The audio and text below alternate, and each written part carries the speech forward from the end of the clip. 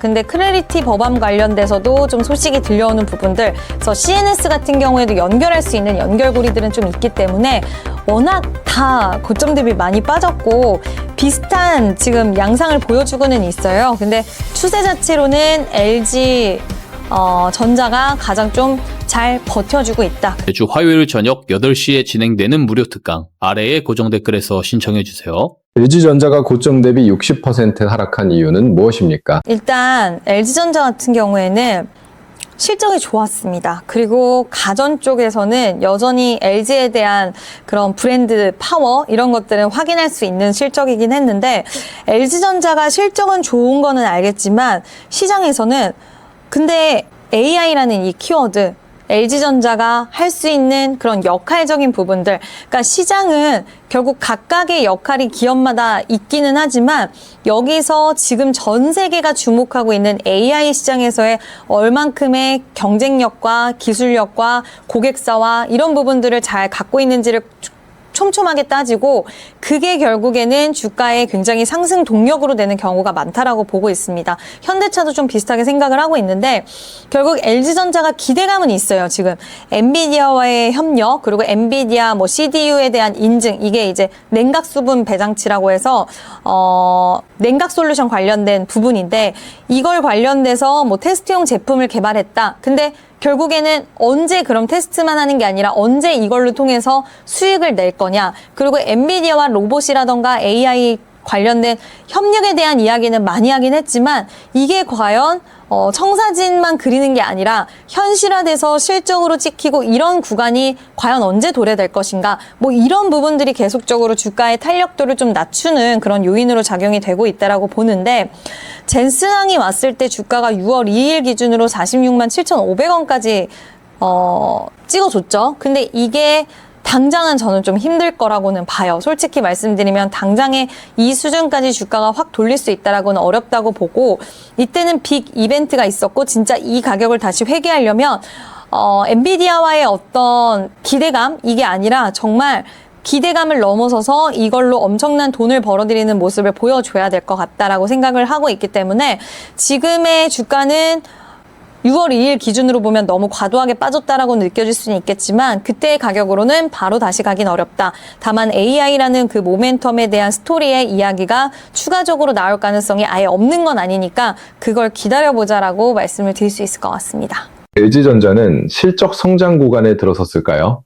지금 매수해도 될까요? 일단 LG전자는 1분기부터 실적이 좀 괜찮았어요. 1분기 때도 가전 관련돼서 실적이 좋았는데 지금 현재 갖고 있는 사업 모델과 구조로 시장이 성장한다, 실적이 성장한다라고 보지는 않는 것 같습니다. 실적이 숫자가 잘 나왔네, 그럼 본업단에서 어쨌든 현금에 대한 유동성이 풍부하겠네, 이런 쪽으로 해석을 하지 이게 실적에 대한 성장세가 있네 라고 보기에는 AI라는 새로운 비즈니스 모델을 통해서 실적이 레벨업 되면은 실적 성장 구간이라고 볼 수는 있겠지만 지금은 그냥 실적이 잘 나왔다는 건 좋지만 사업의 내용을 살펴보면 안정적인 본업단이 이어지고 있구나 이렇게 보는 게 맞을 것 같고요.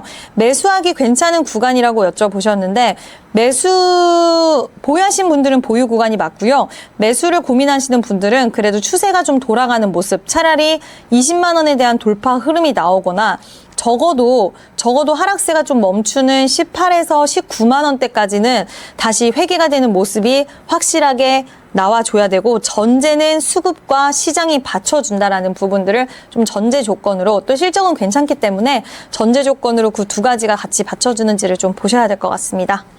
LG이노텍 목표 주가 200만 원은 내년까지 현실적으로 가능할까요?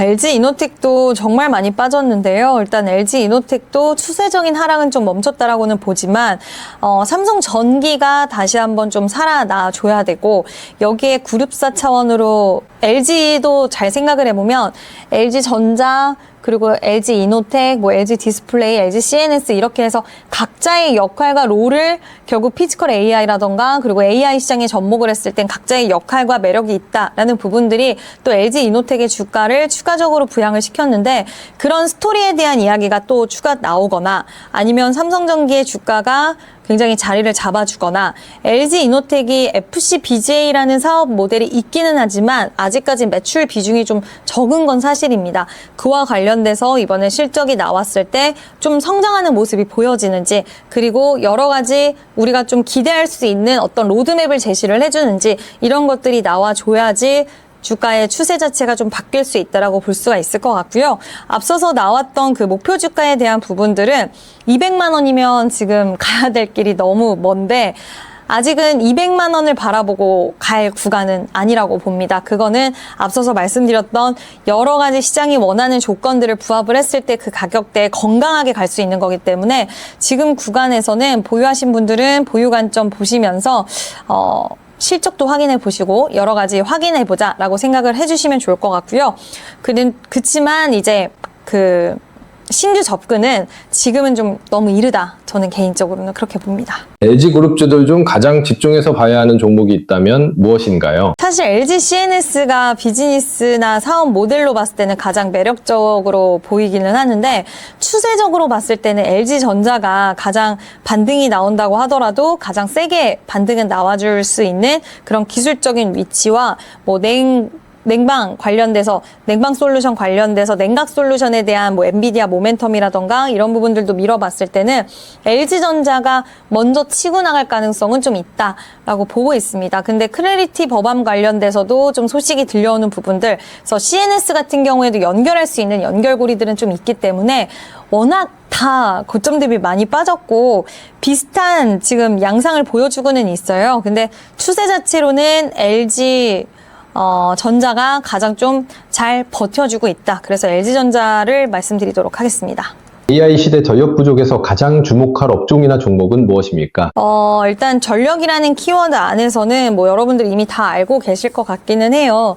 전력 쇼티지, 그리고 데이터 센터 관련돼서는 이번에도 블랙록이 데이터 센터를 건설하기 위해서 회사채를 발행한다는 소식이 있었고, 메타도 데이터 센터 건설에 돈을 추가적으로 더 투입하겠다, 뭐 이런 이야기들이 나오는데, 결국 우리나라에서도 데이터 센터 관련된 이야기나 이런 스토리들이 나왔을 때 가장 뭐 이야기 나오는 부분, 호남팩도 마찬가지고요. 전력, 용수 이런 이야기 나옵니다. 그래서 전력이라는 키워드는 굉장히 중요할 수밖에 없는데 여기에 기업들만의 매력도는 좀 다 다른 것 같아요. 예를 들어서 가온전선, 뭐 대원전선, 전선단의 종목들도 있고요. 그리고 변압기에 대한 변압기 관련된 종목군들도 있고요. 그래서 다 다르게 좀 적용이 되기는 하는 것 같은데 저는 변압기 관련돼서 지금 상당히 많이 좀 밀린 구간에 있기는 합니다. 그래서 지금은 봐야 되는 구간이 아닌가. 그래서 전력도 있고 여러 가지 기업들이 있긴 하지만 전력 관련된 종목들 한번 지켜보자라는 의견 드려보고 싶습니다. 발전, 송전, 배전, 스토리지 중 가장 주목할 분야와 종목은 무엇입니까? 일단 전력 3사의 수주 잔액이 32조 원을 넘어섰다라는 이야기가 나왔고 지금 이 3사 우리가 LS 일렉트릭, HD현대 중공업, 효성중공업의 올해 1분기 말 합산 수주 잔액이 32조 원인 거예요. 그럼 여기서 더 늘어날 수 있다는 부분들을 봐야 되는데 1분기 말 기준이니까요. 그래서 3년치 이상의 일감을 확보했고 여기서 추가적으로 뭐 북미 전력망 교체 수요라던가 그리고 데이터 센터 신규 투자라던가 그러면 수주 잔고도 더 늘어나고 2분기 실적도 다 좋아지는 가운데 기업마다 특성은 좀 다르다라고 보고 있습니다. 그래서 저는 변압기 쪽도 물론 중요하긴 하지만 배전반 쪽도 좀 중요하다라고 생각을 하고 있고 그런 부분들을 생각을 했을 때는 배전 쪽에 변압기와 배전의 이런 모멘텀을 잘 섞여 있는 기업들을 좀 보는 게 좋다라고 보고 있고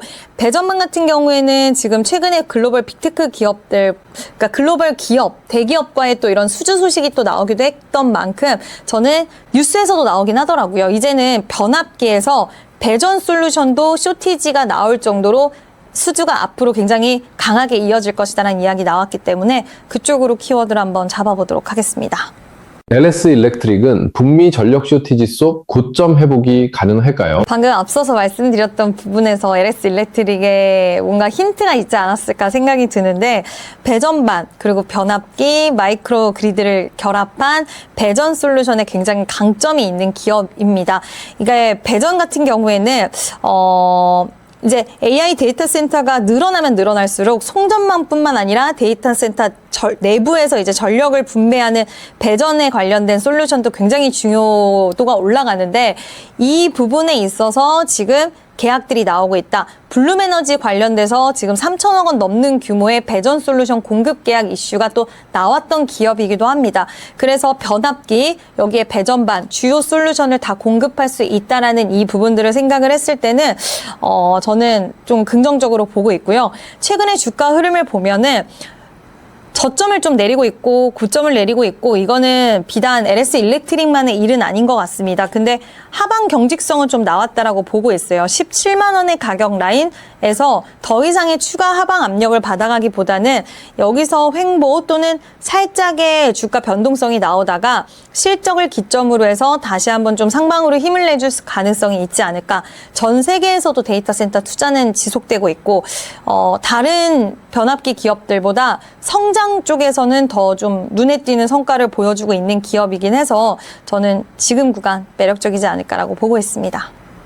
국내 ESS 관련주 중 가장 주목할 종목은 무엇입니까? 삼성 SDI를 보는 게 맞지 않을까 이렇게 보고 있는데요. 물론 LG 에너지 솔루션도 매력이 없다는 건 아니지만 스토리와 그런 부분들은 조금은 차이는 있겠지만 비슷비슷한 부분들 많습니다. 유럽 시장에 대한 뭐 수혜라던가 그리고 북미 시장의 ESS 시장에 대한 부분들. 그치만 삼성 SDI가 지금 빠르면 2분기 때 흑자 전환에 대한 이야기도 나오고 있어요. 생산 시설 때문에 결국 AMPC라는 그 보조금에 대한 혜택이라던가 이런 것들을 통해서 그리고 관세에서도 좀 비교적 자유로운 부분들 원래 기존에 있었던 합작 공장을 ESS 라인으로 전환을 하면서 그에 따른 수혜적인 측면들이 결국 실적을 2분기부터 흑자 전환할 수 있다는 이야기가 나오고 있고 그렇게 되면 워낙 오랜 기간 동안 사실 실적 부침이 있었던 삼성 SDI 입장에서는 분위기 전환에 대한 신호로도 작용이 될 수 있다라고 보고 있고요. 삼성 SDI 그리고 LG 에너지 솔루션의 주가 추이를 보면 많이 빠지긴 했습니다만 좀 더 고점에서 좀 깔끔하게 조정이 나온 것은 삼성 SDI, LG 에너지 솔루션은 상대적으로 굉장히 좀 이렇게 변동성이 좀 지저분하게 좀 나왔던 것 같고 또 올해 삼성 SDI가 전고점을 돌파할 때도 그 힘은 보여주지 못했기 때문에 저도 항상 이 두 기업이 고민이 되긴 하지만 좀 깔끔하게 상승세가 오히려 나와줄 수 있고 바로 2분기 실적의 모멘텀을 가져갈 수 있는 건 SDI 쪽이 좀 더 가깝지 않을까. LG 에너지 솔루션은 또 잠정 실적 발표가 되기는 했기 때문에 남아있는 모멘텀 삼성 SDI를 지금은 좀 보고 있습니다.